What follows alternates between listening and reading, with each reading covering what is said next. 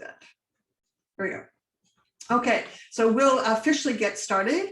I'm going to share my screen just so that you can see the questions, because we're going to use the first question as the icebreaker today. So let me just get there. Okay, so just in case you had a rough weekend, I'll just do a quick recap of what this webinar is about, because this is really important, and no one ever taught me about this. I think it became clear to me after I had been working in community development and then was hired as a professor at Niagara College and had to teach it and had to do a lot more research. But this made so many things clear to me. So that's why I wanted to make sure that you shared it and had time to reflect on it before we talked about it. So it's really about the importance of community, the different approaches to, how we build community and why that's, that hopefully that will explain why some things work and others don't. And then why we need to do more to legitimize community. So it's a lot to do in a very short time, but it's all really, I think it's all reinforcing the idea that, if you want change, if you want growth, if you want things to be different in your community, whether it's an online community or your geographic community, whether it's a neighborhood, a city, a region, you can't do anything. You can't get to change and growth without that foundation of trusted relationships. And that's why the community building part is so critical. And that's why this particular module is as a foundation. So I want to start by asking you where you have found a sense of community. That's the first question. And then I'm going to stop this share so that we can see one another. And if you are, if you are having a bandwidth issue, if you need to turn your camera off for a while, that's fine. But I really do like being able to, this is like so much easier in terms of facilitating discussion when we can see you. So I really appreciate that. So in this, there's no wrong answer to this, so don't be stressed out by this, because your sense of community could have come from when you were younger. It could come from where you are now. It could be geographic. It could be online. It's just really where you felt a sense of community. Okay. Anybody want to volunteer to go first? Oh, all right, Linda. I can start. One of the areas that I find a sense of community is with Toastmasters. And I joined them about, it was many years ago. I was there for 3.5 years, and then I had to quit because of work requirements. But I came back again. It was always drawn to go back. And the reason for that, it's a very diversified group of people that I'm with, from many different cultures, some that don't speak English that well, others that are, more advanced. But it is a group that we're all working towards common goals, and we're working and we support one another. And so I really describe that as a community to me. That's a great example. I've never been part of Toastmasters, but I won this award for community leadership, I think it was, and the prize was that I got to do a presentation at the Toastmasters luncheon at a convention. To me, it was like punishment. Like here I am with a room full of talented, gifted speakers. I was like, and I'm at the front of the room, at the front table. I was like, yeah. So, but I'll tell you what I did get, and it really reinforces what you said, is that it was the kindest, most supportive group. I could feel that they were rooting for me. Like it was so, yeah, I get that. So supportive, so kind, so respectful. And they knew that it was a strange position for me to be in, but yeah, but it was great. It's really good. So that's a great example. I really appreciate that. Yeah. Okay. Andrea, I knew you were going to be next, Andrea, because you're ready. Go. I'm the kind of person, if I don't do it now, I won't do it ever. So if it pops into my head, I got to tell you right away. So I'm sorry to cut anybody else off. For me, it's my gym. So I found a really big community, and we call it's our gym family. And right now it's been really tough because you can't physically go to those spaces and be surrounded by those people with the energy that you need, to keep going. And be accountable, those kind of things. But yeah, we call it, it's our gym family. So, you know, you get support on so many different avenues. Now we've moved things back online, but super supportive. You know that you can go to them if you need, you know, questions answered, or even just to pick me up. But same as Linda, like it's so kind and supportive. And in a world where, you know, I've always struggled with image and like body image and stuff like that, and having people have your back when you're at your low point is huge. It's massive. So that one is like close to my heart, and it's definitely helped me bring it out to the rest of the community wherever you are, right? So Great. yeah, that's my big one. Great example. Thank you for sharing that. I like it. Yeah. Carrie. Sorry, I have to find my mute button. Don't you worry. We all have. Exactly. I feel that I have a few places in my life that I've felt this sense of community. One of them being right outside my front door in my little neighborhood, where we all kind of look out after each other. And, you know, the kids are not just our kids, they're, you know, my neighbors' kids aren't just theirs, they're mine. That's how I feel about them, and vice versa. We've always got an eye out for each other. The other place is even just walking around in the community. Like sometimes I'm like, okay, I'm just going to go to the post office and the grocery store. I'll be back. And then it's like an hour and a half later and I'm back. And everybody's like, where you been? Like, oh, ran into this person, that person. And I would say the other one is when my kids were younger and playing hockey. That was a huge community in and of itself as well. And just meeting all the other parents and traveling, and you know, some of the travel was pretty far. Living in Banff and playing other teams in Alberta, you know, I remember some 4-hour drives to get to an hour and a half long game. But yeah, so those are just a few.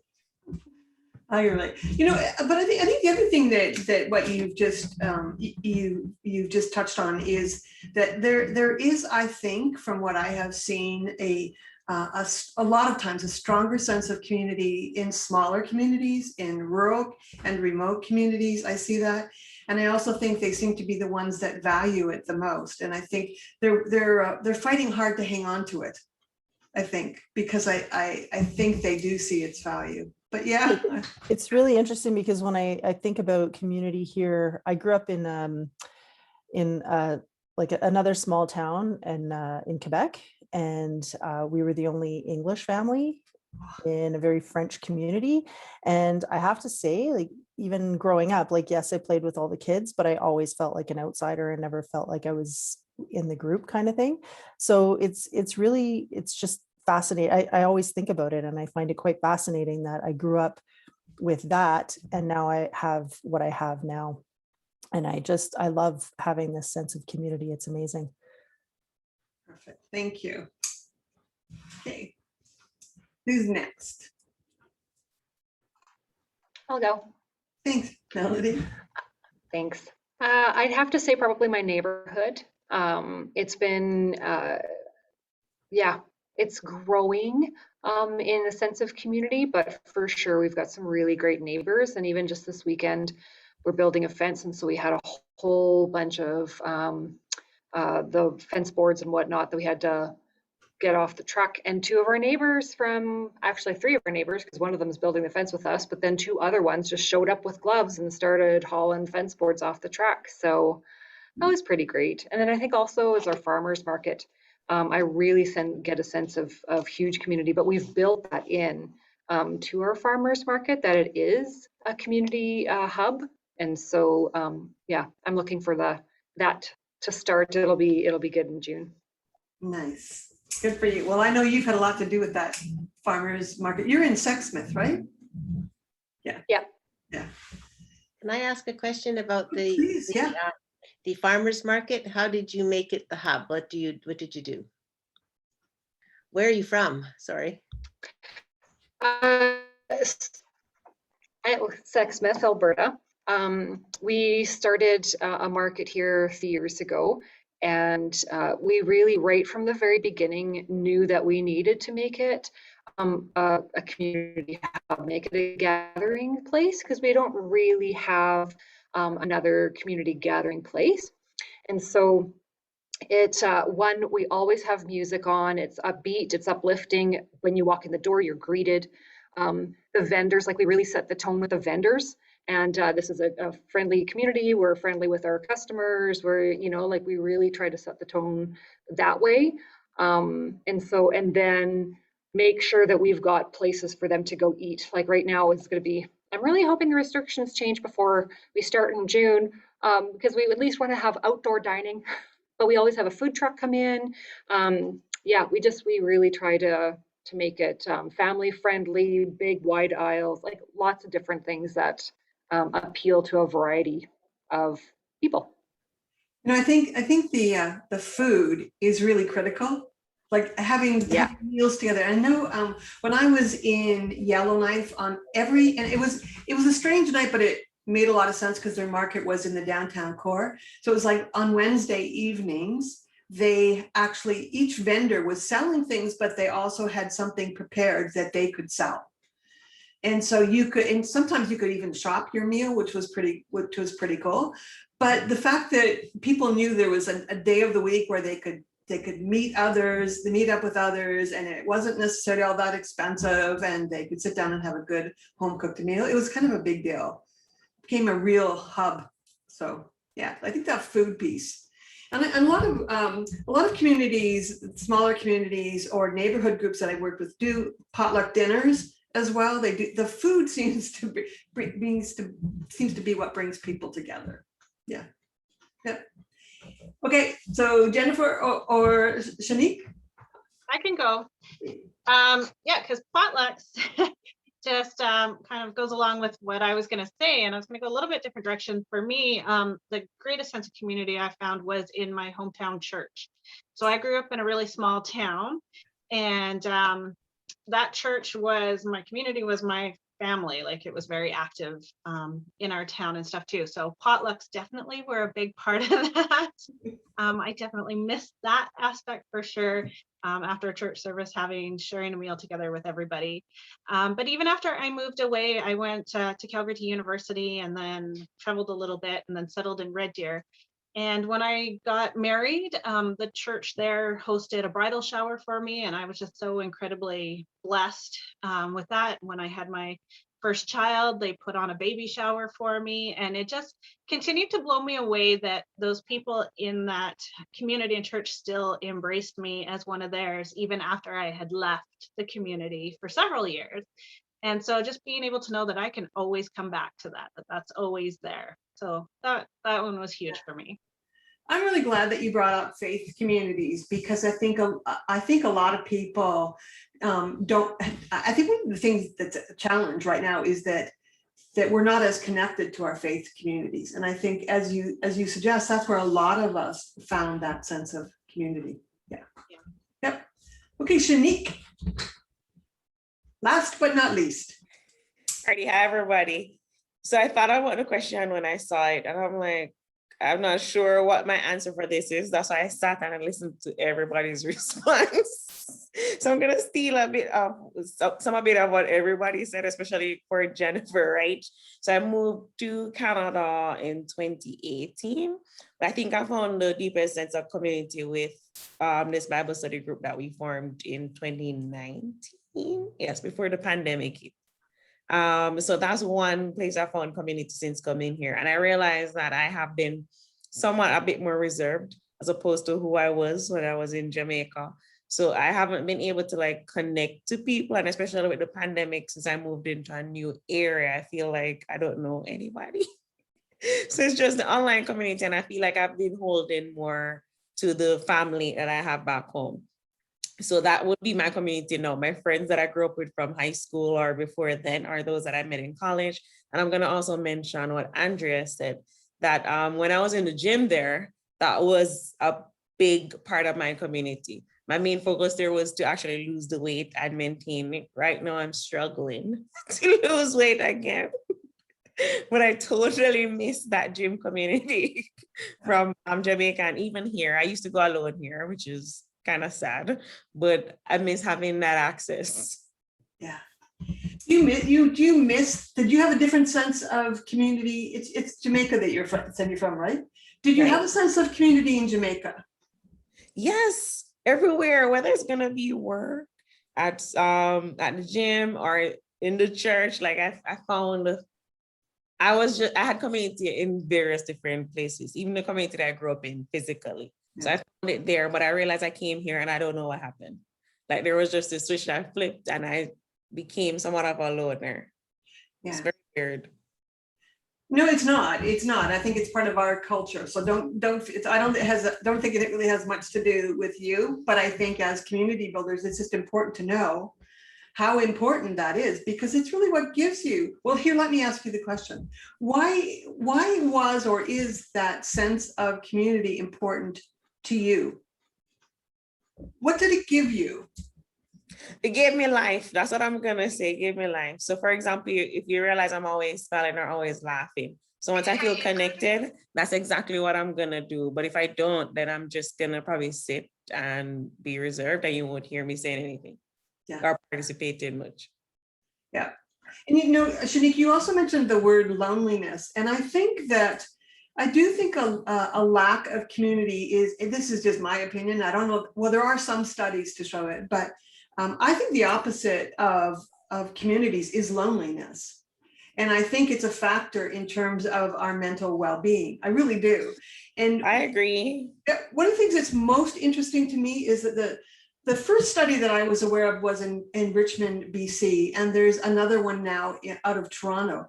And they were looking at the demographic to find out who was the loneliest, and they kind of expected it to be seniors or elders, and it wasn't. It's young professionals. It's young professionals who have a sense of community at university or college, and then like in Richmond, they were renting a condo or buying a condo, and then suddenly they were on their own. They had a job, they'd go to their job, they'd come home, but they didn't have the same connections. So that was really striking to me. So, but I think it's just a gap right now that we need that sense of community that we don't have. Why else did you need it? What did it bring for you? Or think about this even in terms of your own community. Do you have a sense of community there? Is that question posed to me or to the entire group? It can be to you if you have an answer, but it can be to the entire group. I don't think I have an answer for that one. Yeah. Well, you missed it, you said, right? So I do miss it. And I've been trying to somewhat recreate it, but I have not been able to as yet. For example, I had friends who were interested in the gym. Now, none of my friends are interested in the gym. Yeah. They'll probably want to go walking once per month, but that's not enough to attain the goals that I have. Yes. So it's also a different in like perspectives and priorities with the people that I've become friends with here, and everybody's busy. I was about to say that in terms of when you were giving the example of young professionals being lonely, everybody has their own life, and it takes a lot of effort for us to make time to actually go meet up with a friend to maybe just have coffee or to even go for that walk. So I think that may contribute to it versus when I was younger, I saw my parents with their friends more often. I just think it's ironic because your generation is like one of the most connected in history. But it's the opportunity. It's not necessarily the deep connection that you have when you have a sense of community, because community is really about feeling connected to others and feeling that you belong. There's a sense of belonging. There's a sense that other people have your back, like the people that you might not even know when you're building a fence that come over with a hammer and help you build your fence. And I think it's just being part of something that's bigger, and that you belong to. And a lot of it does, like a lot of your examples came from recreation. So I often think that that's a place to start, with sport or recreation or book clubs or arts or dance or something that where you can connect with others. That's why I think the Bible study gave me that in 2019, but after the pandemic hit, we went online and then but we didn't renew our group. We just let it die. That gave me some community when we were a part of that. Yeah. But but don't think that you can't be the one to start it either. Oh, apparently, so it was not that you were, but I'm just saying. I think my name beside it. So apparently, I was one of the creators of that group. But no, the reason I said that is because sometimes I think we're so conditioned having other people do it for us that we don't realize that we can call it too. So I probably just need to put out effort and join another group, but it's maybe okay. it's worth it. It is worth. Well, I'm really trying to build communities of practice of those who are community builders and think and really want to be future focused leaders, because I think it's pretty lonely for us. Like, I know that the path that I've been on for a lot of years has often been very long and very lonely and very painful. So I think that even connecting around your work can be important. I think it can be around recreation or your faith communities. Do you think that you can have a community online? I'm thinking about younger teens or young adults. Can you have a sense of community online? Yes, but I don't think it's sufficient. I think was that Linda talking just now? Can go ahead, but I know it can be formed there. It's just not sufficient for me. Mhm, mhm. Yeah. I agree. I have 2 teenagers and I see them, and I don't think it's the same. It doesn't give that same connection. They feel like they talk to everybody, but it's super easy. I especially with my daughter, I listen to some of the stuff that goes on there, and it's easy to hide behind a screen to say some really mean and hurtful things behind a screen because you have that distance, as opposed to if you're face to face, you would probably never say those things, or you would just end the friendship if it was that to begin with. Yeah. So I think in their minds, they think it is connection, but I don't believe it. I feel that there has to be more, and you need that face to face. You need that time with people, and whatever that might look like. It might look like, I don't know, sitting in the park, having a picnic, or going for a walk, like simple things. And I don't feel like they make a lot of the effort to get there. My son's a different situation. He's, all since this whole pandemic, he's been out in his community of friends, and they've been backcountry skiing, and now they're biking, they're going to fight fires at night. But there are some kids that are right into it, and other kids where it's like, wow, this huge disconnect with people to people. It can work. I have a feeling that it works best if it's a hybrid. If you have to move things online. I think, like, my nephew had a group of kids that they played online games together, but they knew each other from school. So they knew each other, they had that face-to-face connection, and then they moved their gaming experience online. And I've been in their house and heard them actually as a collective playing these online games, and they were a community. But I don't think it's typical. I don't think that always happens. So that's great. So any other examples of what community brought to you, or personally, or to your community or your workplace? Or Linda? Yeah. I was just going to make a comment with regards to what Carrie had said. I was chatting with a lady who's in the social services area in our community, and she was I said, how are you doing? And she said, she says she wasn't doing very well because her kids were struggling. And she has a son that's graduating this year. And she said he knows nobody in his graduating class. And I'm going, like, how is that possible, right? And you've become, you're just not, you're either in or you're out, or, I don't know how, but, and then the same thing, the daughter, she doesn't have any friends, and that's happened because of this, this situation. She's not at school, and she's become out somehow with that. And I don't know, we got to figure this out, because if this, our society is going to continue quite a lot with this path of webinar or with social media and this type of thing, and maybe less in school.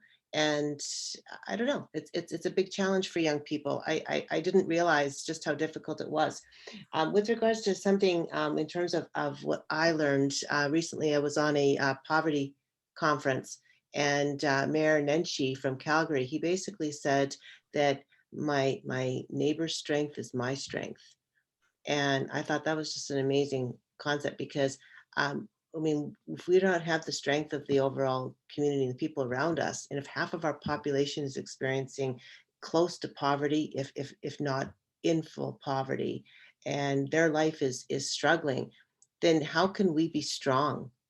How can we be strong at all, right? And so that was an interesting concept for me. And so basically, my neighbor's strength is my strength. And yeah, it's important for me. It's important to my work, right? Is to try and figure out, just how to deal with this. I wanted to ask you guys a question. I'm not even sure if it's related to this specifically, but I have a situation where in our community, it was a community funded, or sorry, a municipal funded organization. So we provide funding to it. And they actually did a promotion of somebody from a assistant director or assistant position to a director position. And they didn't post a competition. So this is, a white Caucasian situation, and not posting or not doing a competition for that. And I was wondering, how do you guys think about that? Like, do you think that's okay in this day and age? There's somebody that had experience there and you didn't do that. They decided because of the complexity of the world we're living in right now that it was okay. And I don't know, what do you think? Well, it's probably not really related to this conversation, but I know. my quick response to that is that that's why we have policies and procedures. And that's why we have an HR department or HR resources, because I've never seen that go well. Like I did personally. And there's usually policies in place that say we post the job and we interview, and you could certainly interview on Zoom. But I want to nonprofits. Yeah, sorry. I'm just saying it's part of community, right? Yes, sorry. Jennifer. I was just going to say, Linda, if you want to put that in the discussion, I'll join the discussion with you on that later, because we have experienced a bit of that too. And we're using the COVID excuse that it's easier to not go through those processes. A lot of organizations have walked a lot of people out of the door because they used it as an excuse. Yeah. The reason I asked that for now is because I felt it's just not a sense of community and supporting the overall community. Right. I'm quite like, what? I think it can be a huge issue. You're right. And I should have thought of that, because what it does is erase a lot of trust. Mm-hmm. So how can you have a community when you can't trust one another? But I also just want to come back to your point about and how sad it is that someone would not know anyone in his class. And that's not the result necessarily of having to do things online. That's the result of poor facilitators. That's the result of poor teaching, in my opinion, because it's like what we're doing here. Yeah, we're taking time to get to know one another, and it is an investment of time, because it's an investment of time in being able to move faster. There's an African proverb that says sometimes you have to go slow to go fast. And it's the same way with learning. You've got to make kids feel good about themselves. They've got to have a sense of community. They've got to feel that they belong. And it's a different set of skills. And I think that's where we're going to go in this conversation. So you've set us up quite nicely. So I'll take us to the second question. So hopefully you've had a chance to think about this as well. Oops. So the second question is, so why is understanding the importance of community relevant to your work?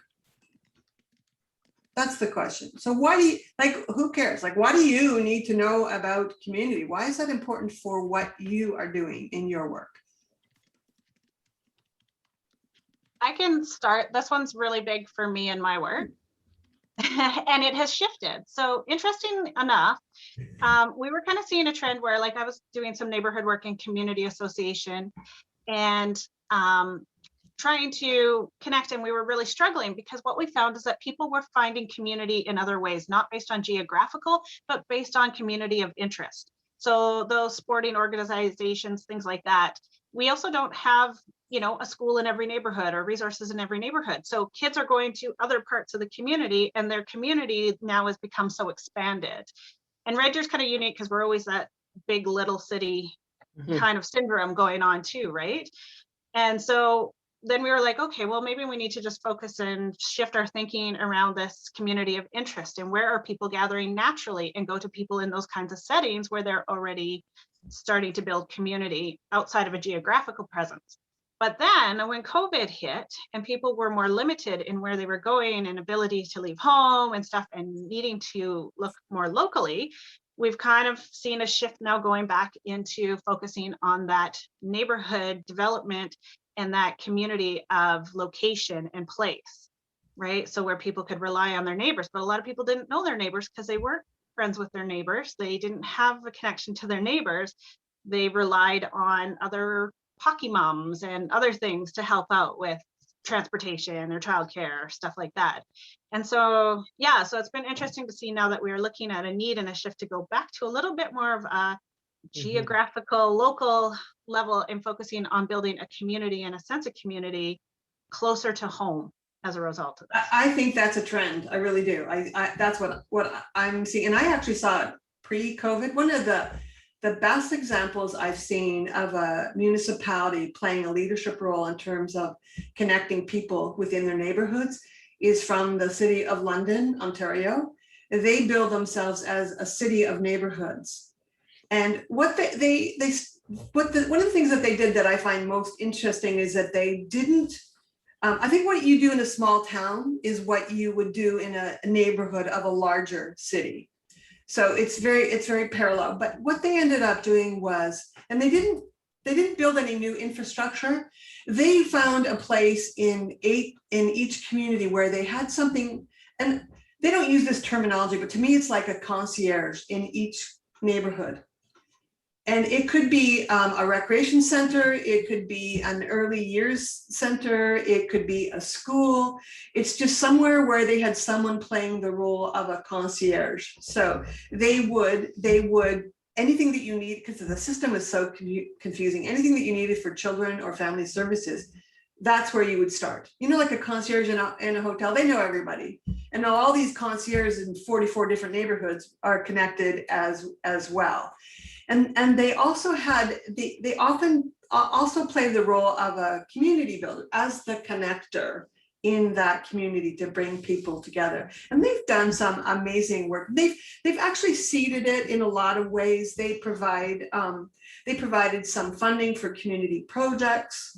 They provided things like all of the materials you would need for a community block party, and including even things like tables and chairs that you could borrow for the events and tents and things.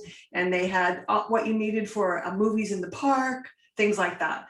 But they really shifted the role of a lot of their staff to being that community builder that, that is really much, isn't providing programs necessarily, but is more about being the one who calls the meetings. And they've done some really cool things in bringing in health, and like they have cooking class. They have a lot of university students, and they have some areas where that are not well served, and there's a lot of single parents, for example, and they do things like cooking on a budget classes, and so it becomes a gathering place. But it's definitely a shift in terms of how they do business.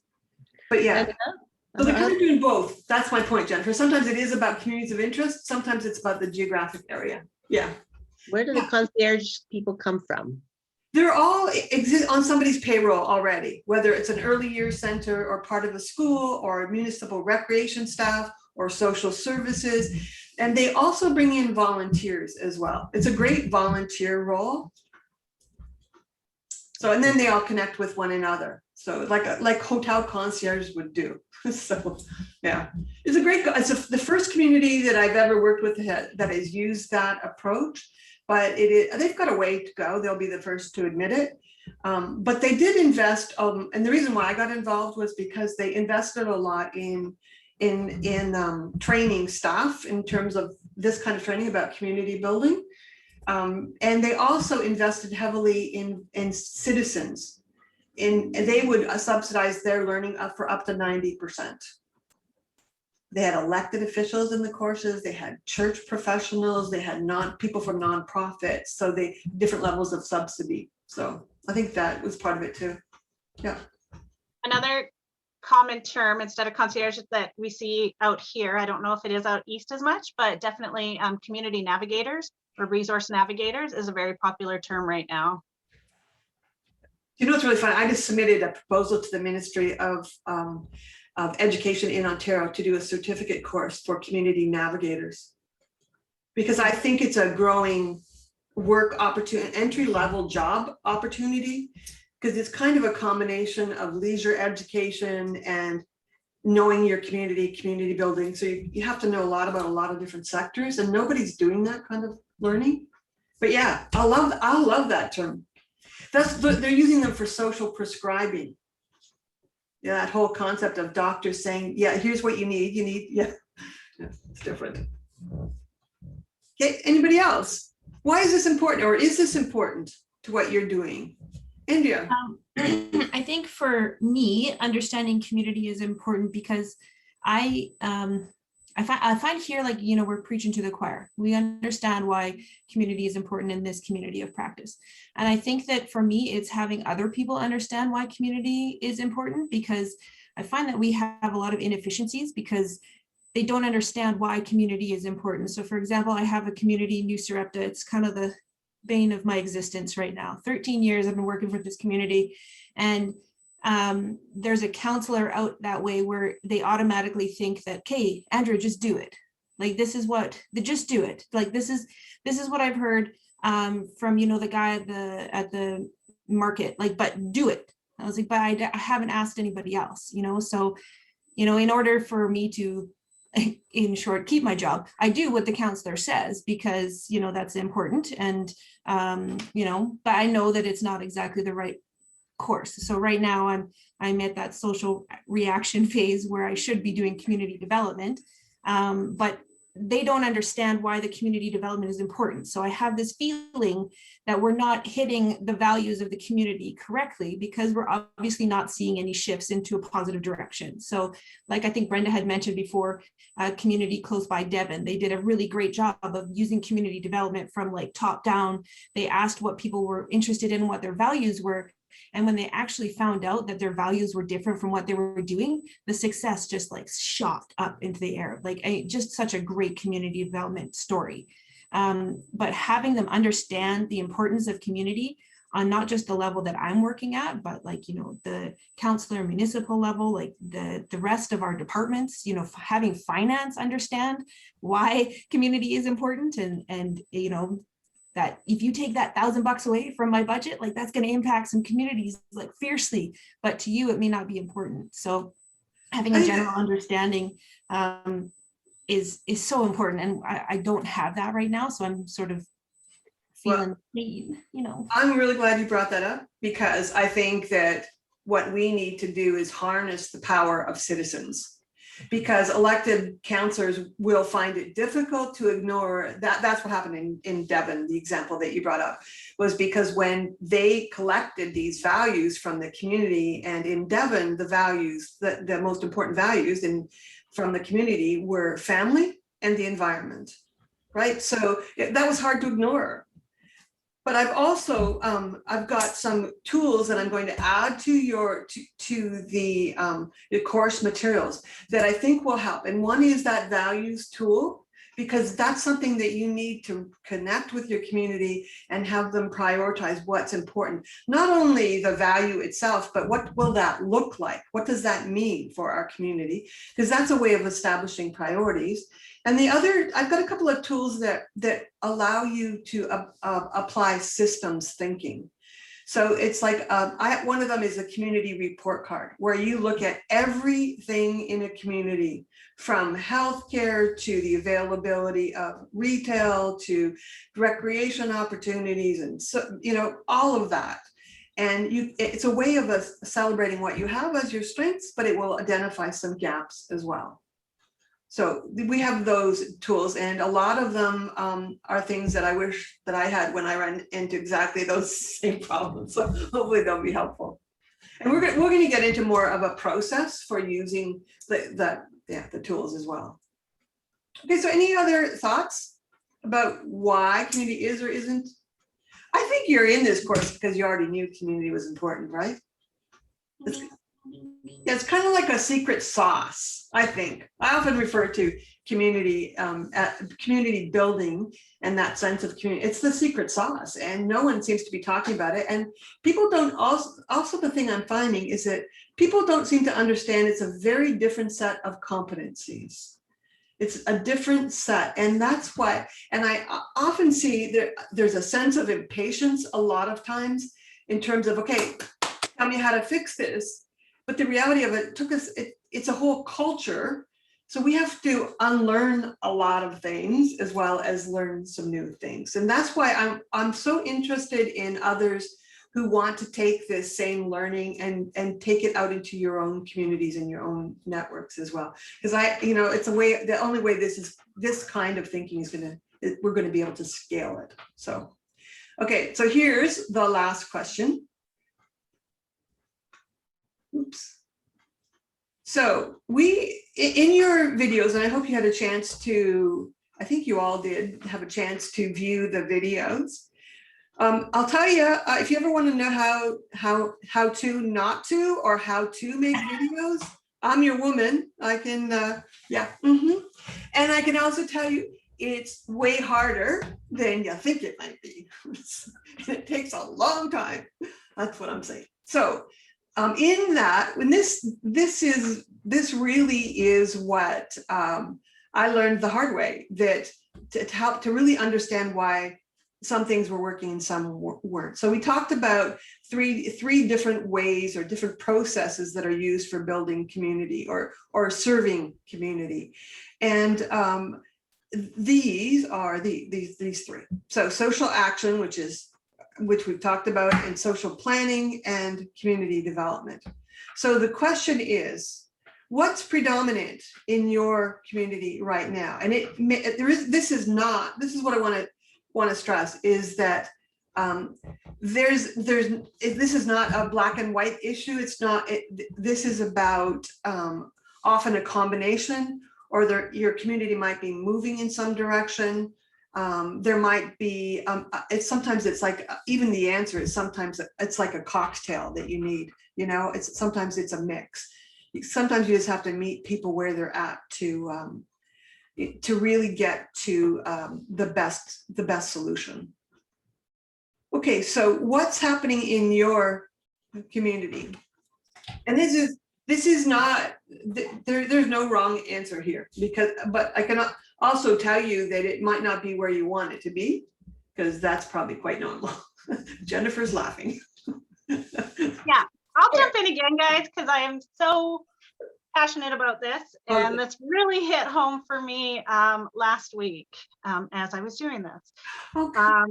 So I work for the city of Red Deer, and given the way that we are structured, we are never just going to be any one of those, and we recognize that. We do direct programming through our recreation department and our culture department, but I'm a community facilitator, so I also take more of a community building, community development approach. And then we do also respond to social action when issues arise in the community and things like that. So we are a combination, and we recognize that. Last year, though, we did restructure and moved away from using the name of our department, social planning, to calling it the Safe and Healthy Communities Department. So we're moving there in theory, and in title. I work in the community development section. But last week, when an issue came up related to our skate parks, we have a lot of kids flooding the skate parks, so we're definitely not seeing the physical distancing. With kids being sent home online, a lot of them are just skipping out of school and going straight to the skate park and stuff like that. And I work with a high-risk youth coalition and several youth groups here in Red Deer that are quite comprehensive groups, represent a good portion of our community service agencies and providers. And I've brought this topic to them before, because we have said that we see the community as the experts. They're the ones who work with them every day. They are the ones who know how to do this, and look to them to be the ones that hold those ideas and solutions. So that was my approach, being in community development. That's what I wanted to do, was go to that group again and say, hey, let's get a better understanding of what this issue is. How can we tackle it as a community? How can we have a coordinated approach to what we're doing? And given though that I still work for a municipality that's stuck in a bit of the past.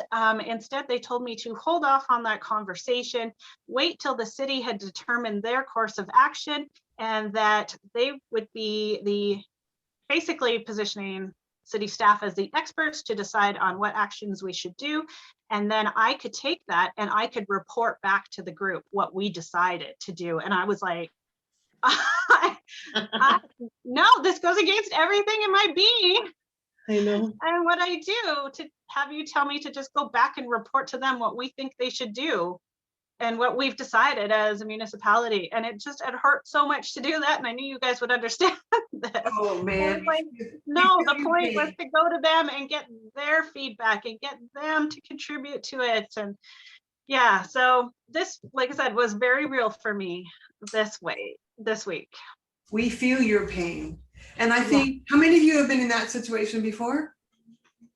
Yeah. Yeah. You know, I think the community, working in a community building capacity is one of the toughest jobs, because I think you're between a rock and a hard place, because ideally you're supposed to be taking direction from your community, and the reality of it is that you're smack dab in the middle of a hierarchy where you report to somebody else. So, but I don't know if any of you have some ideas you may want to check in. I think the one thing that I found is sometimes compromising and giving the group the information that they need to make an informed decision, and to give them some options that may have come from your city staff, from what they see as experts. So give your community, still go to your community with those, but give them some options. And that might work. And the other thing is to find a posse. You got to talk to Kristen. Go talk to Kristen. Her background is recreation. It's a perfectly logical conversation. She might be able to help. But You know, I love what you were talking about, but by having this group take the awareness and education from this course and bring it forward, I don't understand exactly how you're thinking of that, but I do believe that if we're going to get anywhere, I'm just surrounded by experts. I'm just surrounded by them, and I'm just going, you know, I'm going, well, how do we get back to the people and really have a people-led type of a process?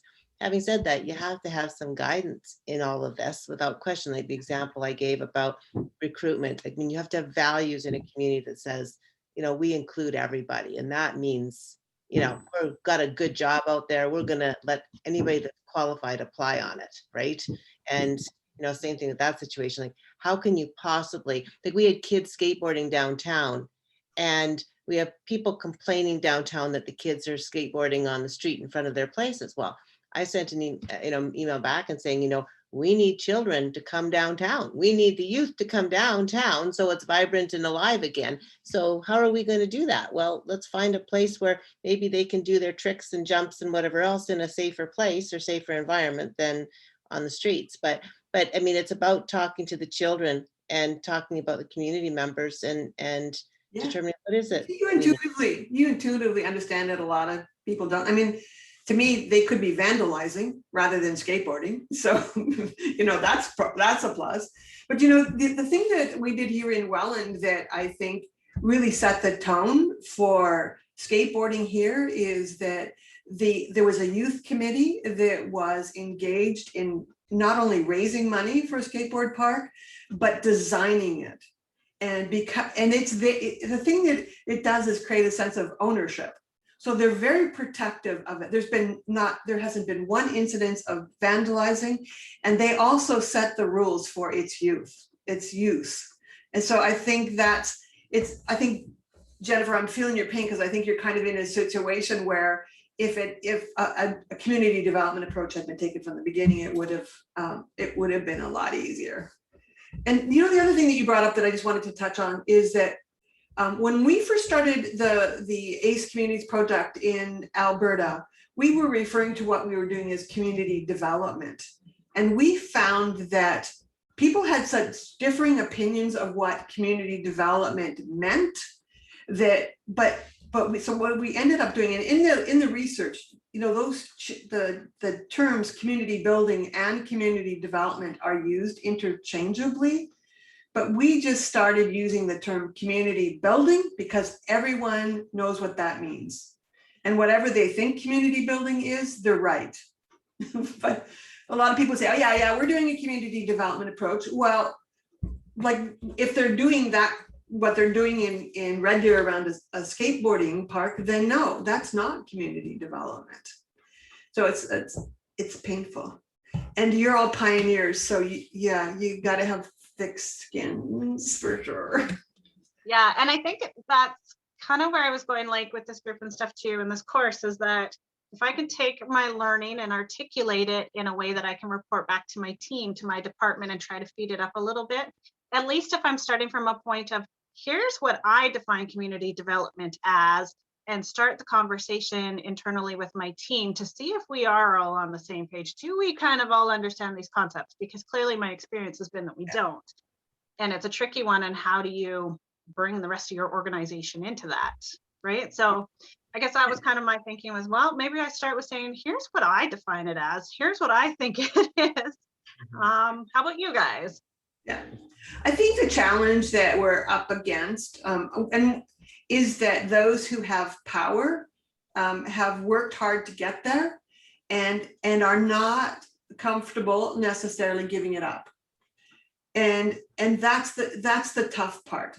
But if you can encourage them to do it once, I remember an elected councillor that we worked with, and he actually attended one of our community building workshops. And at the end of the workshop, I asked people to share one word that described how they felt at the end of a day-long workshop. And he said the word that he used was therapeutic. And I said, therapeutic? That's not really a word I've heard people describe. Why was it therapeutic for you? And he said, because I got a budget to build a library and I got tight timelines. And I was just feeling so much stress. And now what I understand is that I don't have to do it by myself. Right. And so it just relieved a lot of stress for him. And when they go through this meeting in another community where I work, that the counselors were really reluctant to call a community meeting. But we agreed to facilitate it for them. And at the end of the meeting, they walked away. I mean, they came in thinking that involving the citizens would be really painful. And at the end of the meeting, they walked away saying, oh my gosh, this is a much better solution. So they got it. But yeah, it's just, if you can just start with a new issue maybe and do it once and get as many elected officials and senior staff involved as possible, have a great facilitator. Yeah. Linda. Question or comment. So first of all, I heard something about garbage in another community, and they were basically saying that the peer pressure, they were using peer pressure by saying this is what the neighbors were doing with regards to recycling. And of course, when the neighbors were doing it, then all the people felt that maybe then they should have to do that too. Was that? I don't know where I heard that. I don't know if I heard that here somewhere else, but I think it was in a meeting that I'd been at before. But the point is, I think we have to, in our communication, really talk about, gee, what's my neighbor doing? And if they're doing it, then I guess I can do that too. And we can all work towards something positive. So the example there is garbage and recycling, but I'm sure we can apply that in other ways as well. I think once a community, like one of the approaches that we've used is really have them look at their strengths and look at the areas where they need improvement as a neighborhood or as a community. And once they land on their issue, part of the process for us is having them examine promising practices. And we always say, that we've got the most powerful research tool in the history of the world, and that's called the internet. So just type in your issue and you'll find promising practice. I personally don't like using the term best practice, because I think there isn't really a best practice for it. There's not one best way of doing it. One of the women that I work with, a colleague, said there's no one best way, there's a way. So you just got to find that the one that gets people excited about moving forward. But yeah, that's really, that can be, I like the idea though, and of what you said. I really like the idea of, you know, a little peer pressure never hurt. So that's not a bad thing. Yeah.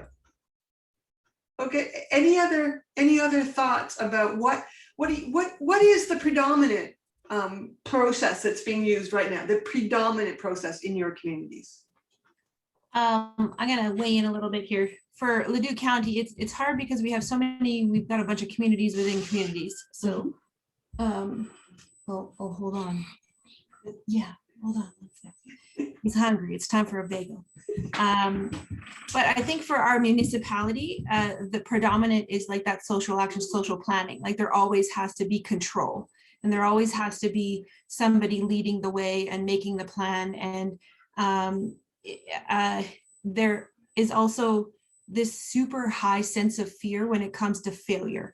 And that's one of the things that I'm trying to introduce slowly to like our council. And then a lot, I mean, I don't get to talk to them very much, but when I do, I try and just put in there that, you know, how much learning I've done by failing and like not having the best course of action, and having some counselors go through that process. Like, I don't want to sit here and say, I told you so, but you know, I'm going to let you go through this process. And then when you don't get done what you want to get done, I'll open the conversation again, and then we'll talk a little bit more about how we could be more community wise and community development approach. And hey, let me tell you about this thing that I think is really cool. It's really an awesome approach. And then they go, oh, good idea.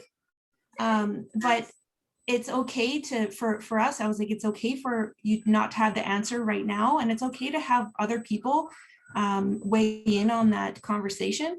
And it's okay for it to take a while, because that's another thing, you know, finding with some of these other departments. One of them is planning and development. You know how many people like planning and development at Ladue County? Nobody likes planning and development because they don't get great responses from people. They react, they do that social action thing where they're like, okay, well, we're going to respond to this issue that's happening now instead of thinking about how we can plan for it in the future. Or things like, we're just going to sneak this like new project into the paper and hope nobody sees it, because we don't really want to have that community conversation going on. We don't really want to know that somebody's afraid of a community, you know, center happening in their new location. We're just going to deal with it after the fact, right? Like, so it's a lot of after the fact stuff. But it's definitely social action, and that social planning and community development happens after, when they've kind of crossed off everything on their list. Well, and that's then why I think that's why people don't like planning, because predominantly we're using a social planning approach and we're telling people what to do. There's no sense of ownership. And that's different from using a community development approach, because when, you know, it's like having kids. If you give people choices and if you engage them, then they own it. And the communities that I've worked with, there is more of an investment up front to get that buy-in and to get that sense of ownership, but then it goes really fast. So in the long run, it is faster, but you've got to build the trust and the relationships and that sense of community and that ownership. And I'm going to show you how that works in just a sec, but I wanted to bring this conversation to a bit of a closure, because it's important to know that the reason why it's not working right now is because we're using, you know, it's a social planning approach, and it ultimately, this comes down to power and who holds it. And what it is a shift. And I know that even, you know, I struggled with giving control over to a group of citizens, you know, because you think, well, we're the experts, we went to school for this and we know how to do this. But I'll tell you, in my experience, when you relinquish control and give the ownership to a group of citizens, they get things done. And part of, you know, the most innovative and responsive solutions have come from community-led coalitions. And I think in large part, it's because they're not connected to any one organization. They're not restrained by a municipality. And so, you know, your role is to be that guide on the side, but basically they're doing their own thing and they make it happen. So, I mean, the most innovative work I'm seeing, it's not coming from staff. And it is because they're restrained by those elected officials and by those directors who are reluctant to let go of power. So that's really what we're up against. And that's also why we need to invest in young adults and youth as leaders, because they're not our leaders of tomorrow, they're our leaders of today. These young people already get this need for a flattened hierarchy. They already get it. So let's invest some time. I think it's hard to get adults unstuck sometimes. So we need to try both. It's kind of two parallel movements. You've got to invest as much time and energy as you can in youth and young adults. I taught a course last summer for young adults, and they were powerful in terms of what they were able to do. It was interesting because I really wasn't sure how much they absorbed from the learning, but you need to know this, if you don't already know it, is that they will never admit that they learned from a boomer.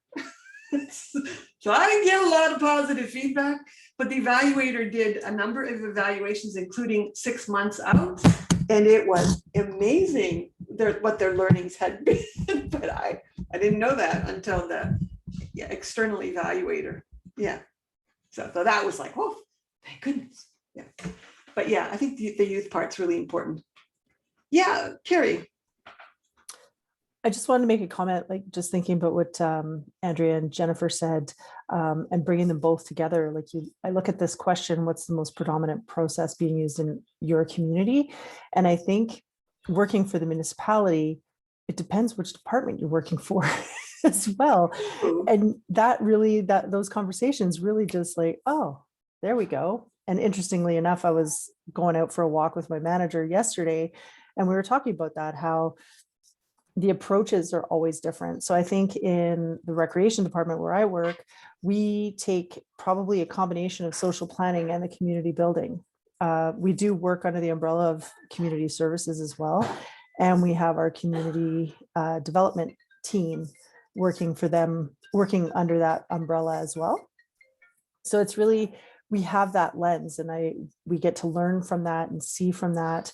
And we have that direct connection as well through them, through other departments. So with our seniors programmer, with the children and youth programming, and then the rec, we can all work together and talk together and learn from each other and learn from our clients and the community. But then yesterday in this conversation, I was super frustrated with the whole planning and development. And I'm like, those guys drive me crazy. Because even as an employee, you get this sense of, their work is more important than ours, and they know best, where it's like, you need to listen to the community and you need to listen to the people. And when you can't even, and I'm not saying this is like, they're always like, shut the door and I'm not listening to you, but you get that sense, like even in the emails that they send, sometimes I'm like, are you kidding me? Like, why do you think what you do is more important than what we do? And it's just, and it does come across like that, even though it, so anyways, I was just thinking about that and I just wanted to blurt that out. So has COVID changed? That's a question for all of you. Has COVID changed people's understanding of the importance of the community building work that you do? I don't. Yes and no.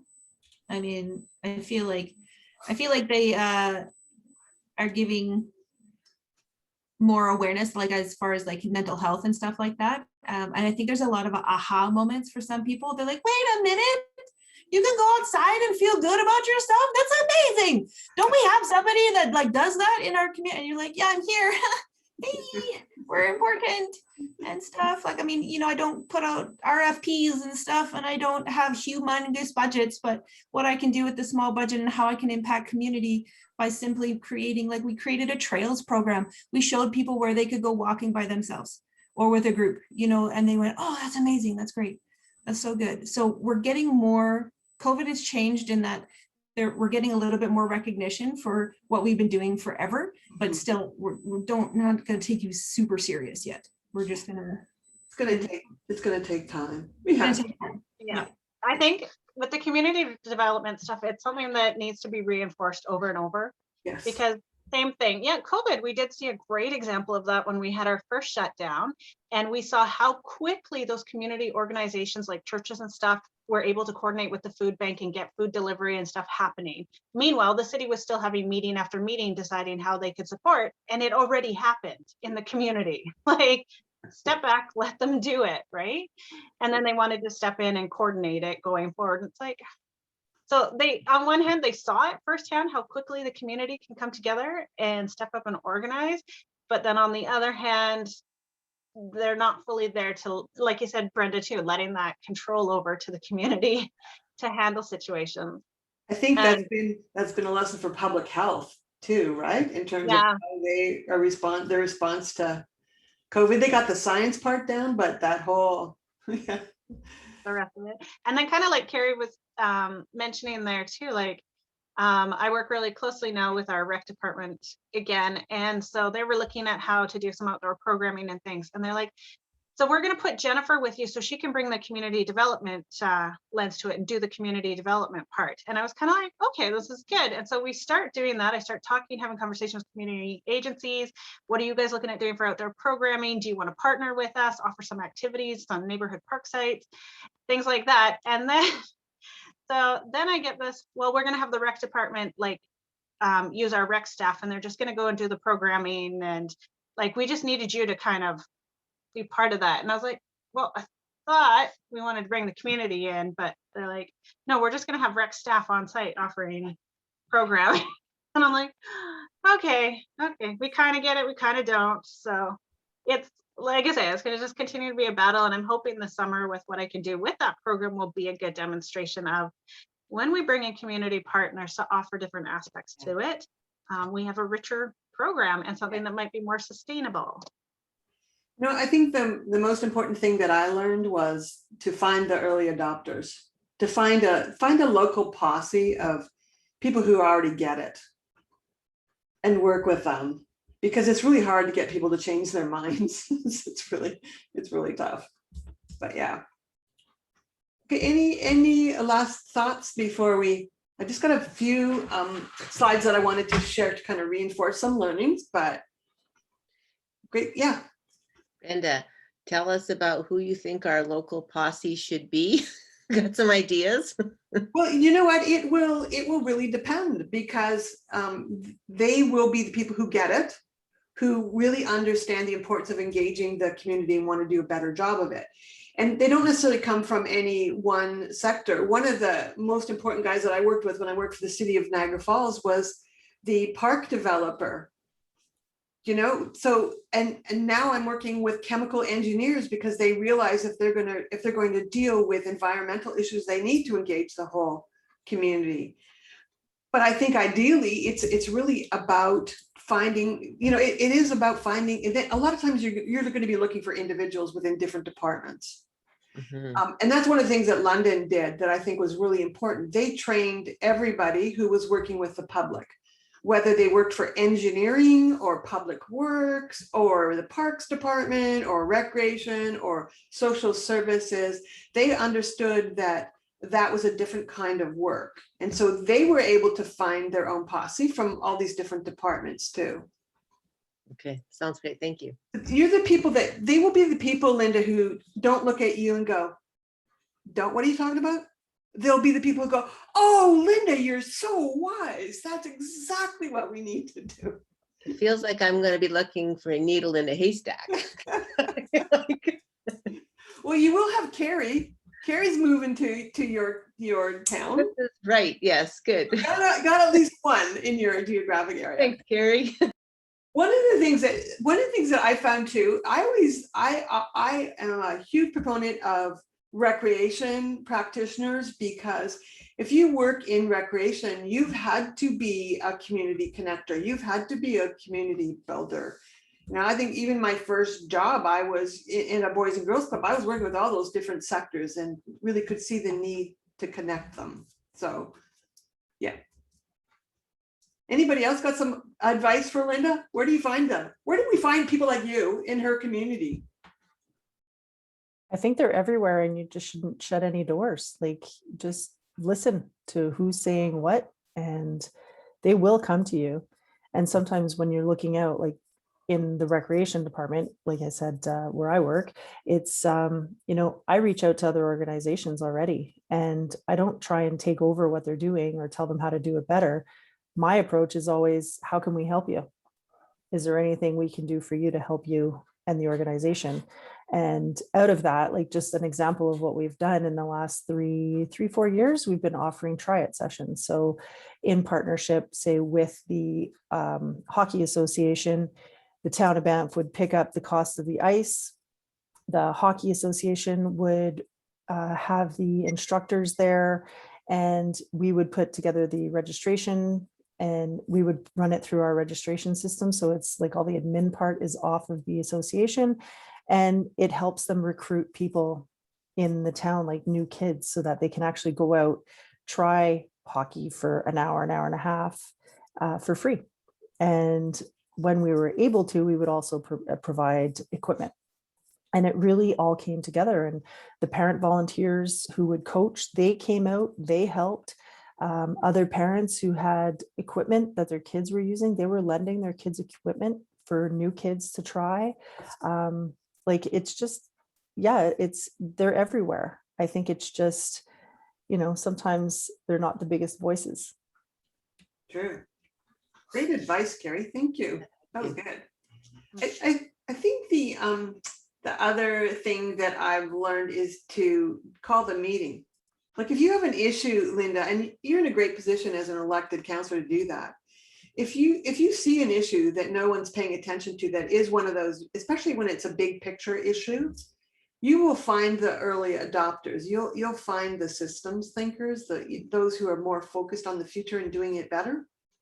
Just call the meeting. And then I think, as Carrie said, a lot of times it's listening to really getting a sense of their values and what they see as the assets in the community, and what needs to be addressed.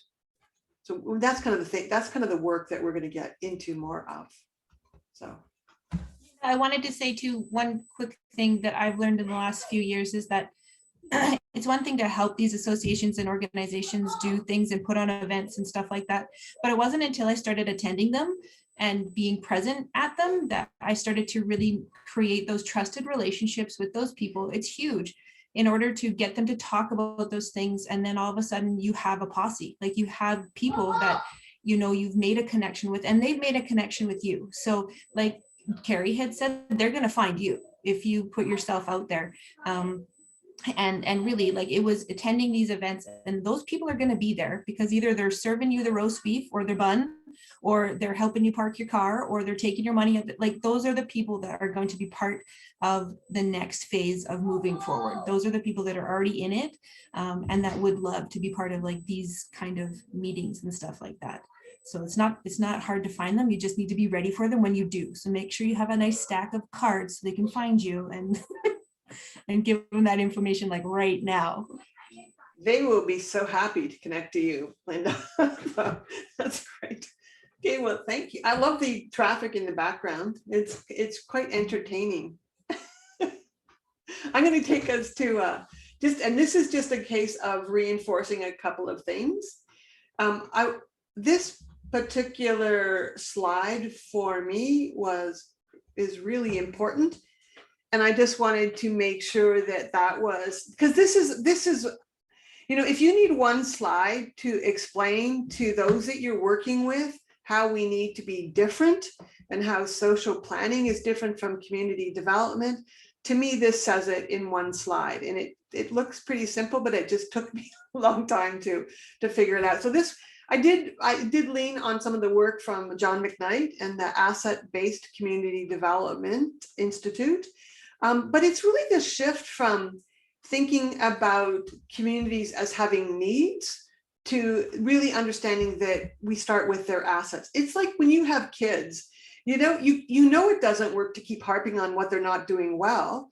It's much more impactful and effective if you really focus on their strengths. And that's the difference. So, social planning, you're pushing all the time. You're pushing your programs, your services, your events, you're pushing it out there.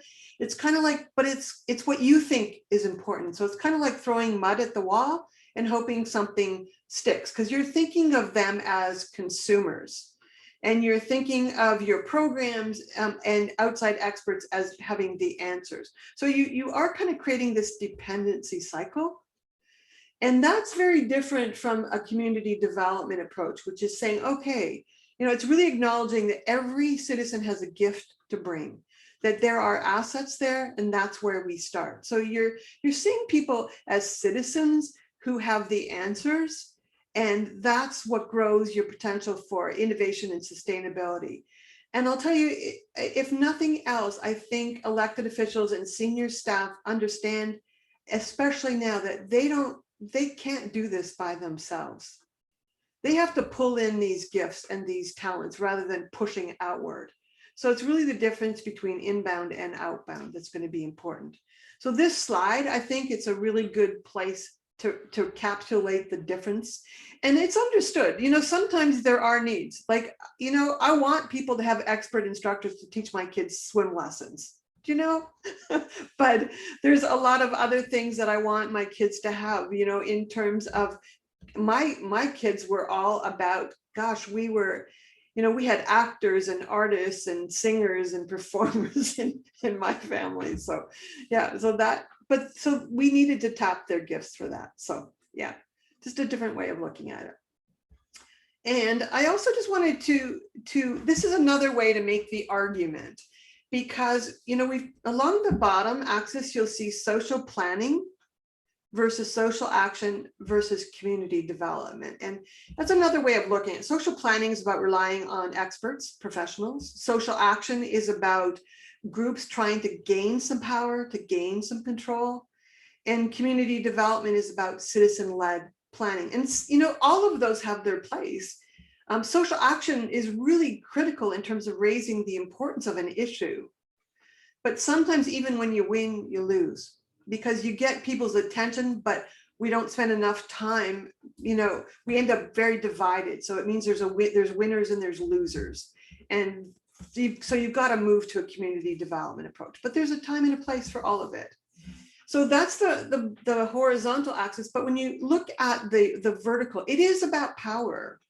So, you either have a limited involvement of citizens, some involvement of citizens, and totally empowering citizens. And what we learned, because this is a graphic, this is a determinants of community growth that I evolved, but it was because of what I was learning from working with so many different communities. If you use a social planning approach with limited involvement of citizens, all you are going to do at best is maintain the status quo. You're not going to deal with any of the complicated issues. You're not going to deal with any of the gaps. That's different from reforming. With social action and citizens involved, you'll get to some change, you will. But it's only when you use community development and empower citizens, that's when you get to transformative change and innovation. And that's what everybody's talking about now. Everybody's talking about transforming our neighborhoods, transforming our organizations, being more innovative, being more inclusive, tackling the big issues. You can't do it without community development. And a lot of people have tried, but that's what I've learned. That's what I've learned. So again, it's another way to share with others why you might think community building is the way to go. So any thoughts about that?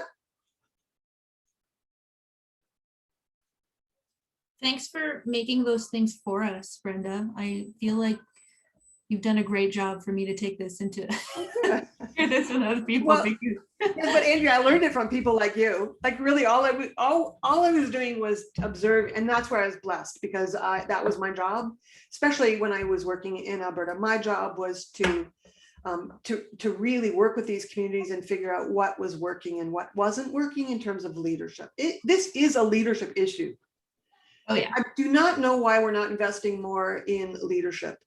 And so, Linda, if you have any clout with your finance committee in your community, put some money into professional development for citizens and for staff, because we keep cutting that budget.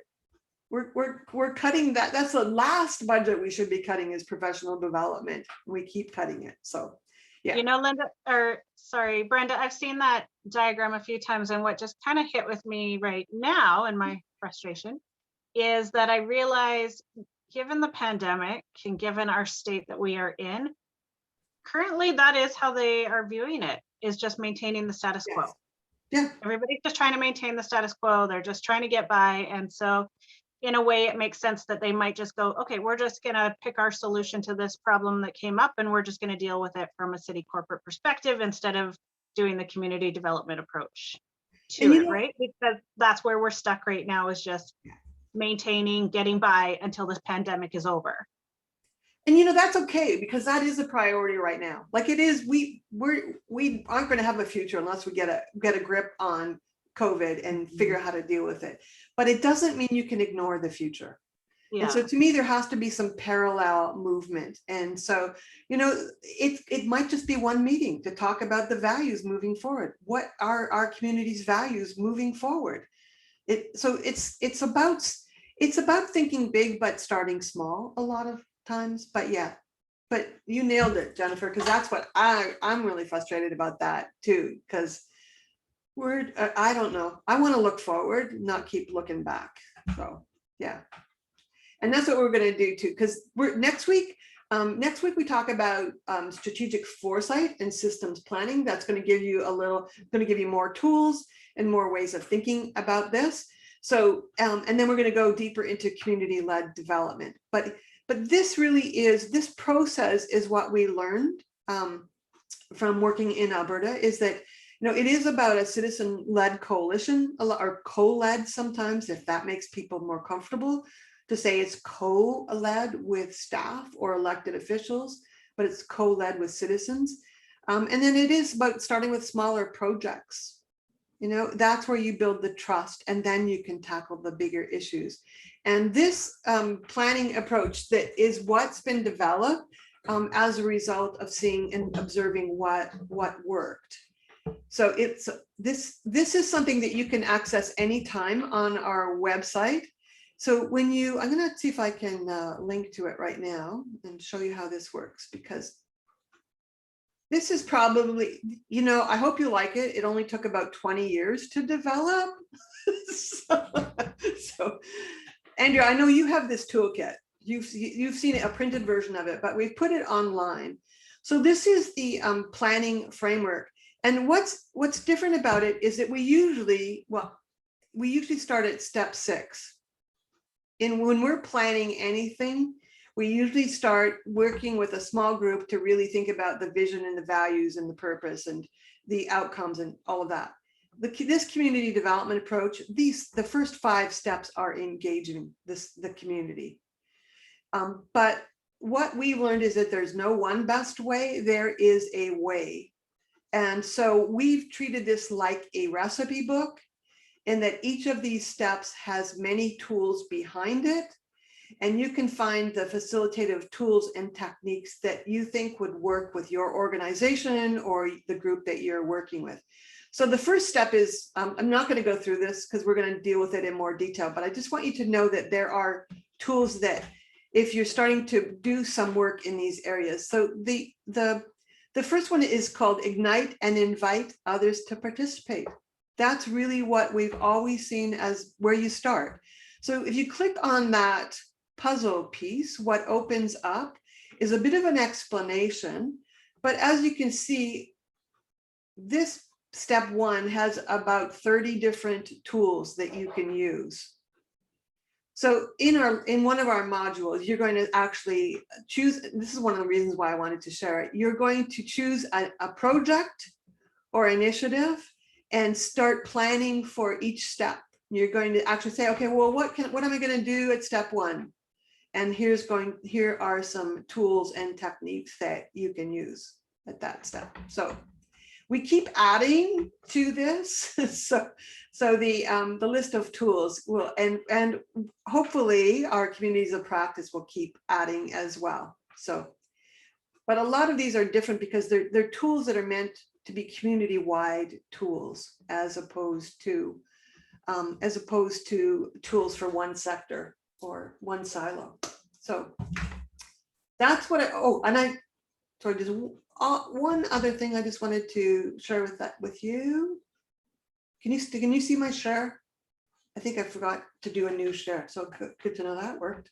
Okay, so I just wanted to say that this is what we're going to do next week, which is really more about strategic foresight and systems thinking. And I think we've made this really complicated. I've spent a lot of time trying to curate and make it simpler, but it's really going to help you prepare to get others to be thinking about the future and support their receptiveness to change. So more ammunition, more ammunition for you.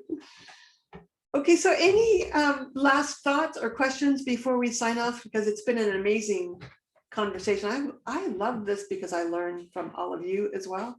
It's much more impactful for me if I can be more of a guide on the side. I don't like being the sage on the stage, so I'm definitely not one of those. So, okay, so any last thoughts? Or we're good. I don't know if you're just hungry or overwhelmed, or if you just had enough. Okay, all right.